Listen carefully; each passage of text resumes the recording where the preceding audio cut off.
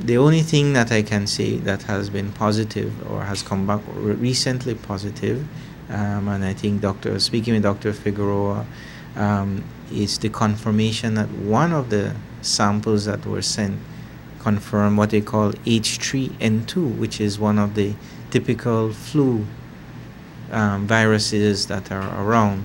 There are still no answers for the unexplained deaths of 6 persons at the Carl Hushner Memorial Hospital between October and November of 2015. 4 persons, 3 from Corozal, Toledo, San Pedro, and 1 from Belize City, and then 2 in January died after entering the hospital with a severe case of influenza, diarrhea, and vomiting. Actually, when we did the investigation, because what flags us is when people have the same signs and symptoms, and that that the end case is death, then I can tell you that of the 4 cases that were investigated last year, I believe one of those patients was HIV positive. You had 2 of those patients who had diseases for 5 to 7 days, and they didn't show up to the health facility until they were very sick. So even in the 4 cases we had last year, none of them, once you do the adequate background checks, had the same amount of time with the disease that they had. On January 16th, after spending 12 days in the hospital, 34-year-old Charleston Cleland Sr. died under similar circumstances. A post-mortem exam says he died from double pneumonia and fatty liver. About 9:20, he started throwing up. Wasn't feeling good. He drank water, he drank milk, and he constantly throwing up green and yellow fluids from the stomach. I took him to Carl Hushner, and they treated him on IV. First, the doctor asked me what was the last thing he ate, and we told them a burger. And they started to treat him for stomach flu. They treat him for food poisoning, stomach infection.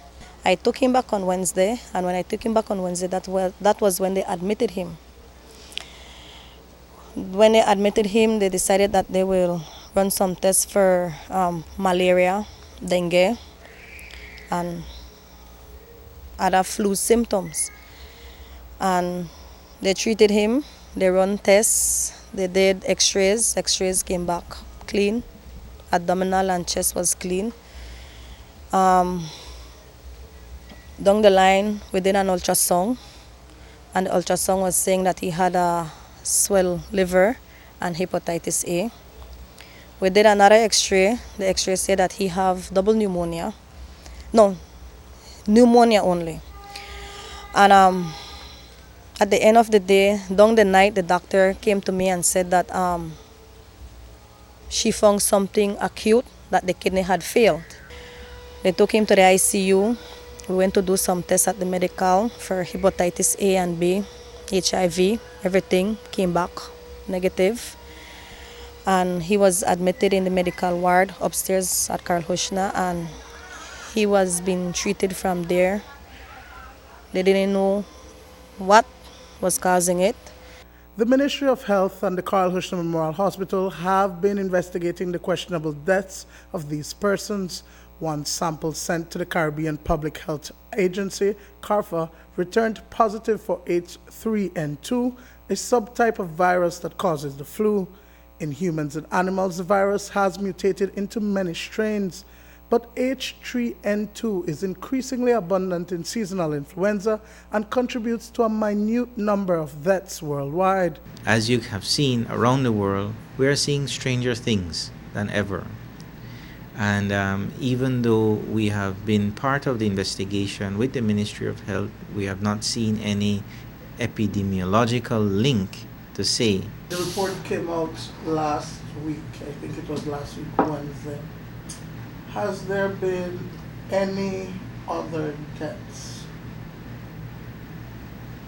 that have a similar pattern since then? Not at Carl Hushner, not that I know of. We've been actively doing the surveillance for for this from last year. In fact, we are the ones picking up the cases from then, yes, and we are the one that raise a flag and say maybe this could be something. KHMH CEO Dr. Adrian Coy says that residents should adhere to best health practices during the flu season. The message has to be that if you're in that vulnerable group, there is access to the flu vaccine at any of the health centers. These flu vaccines are able to deal with most of the common viral illnesses that we call flu. And of course, the other things is if you're getting with flu symptoms and getting unwell quickly, then you should seek hospital attention. And that is the only way when earlier they can introduce maybe antiviral medication, etc. The message has to be that if you're in that vulnerable group, there is access to the flu vaccine at any of the health centers. These flu vaccines are able to deal with most of the common viral illnesses that we call flu.